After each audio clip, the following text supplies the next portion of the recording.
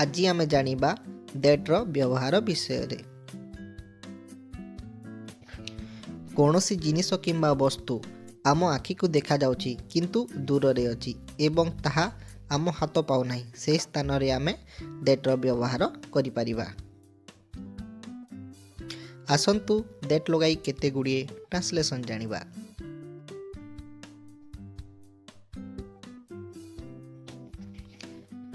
ताहा गोटिए कलम अटे, दैट इज ए पेन। ताहा गोटिए बही अटे, दैट इज ए बुक।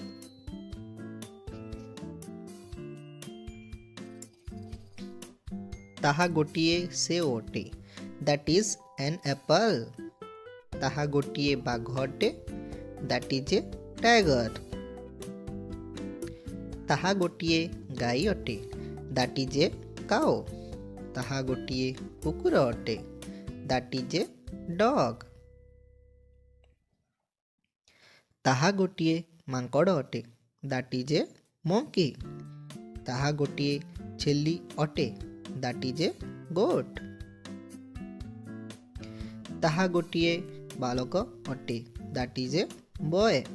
ताहा गोटिए बालिका अटे, दैट इज ए गर्ल। धन्यवाद।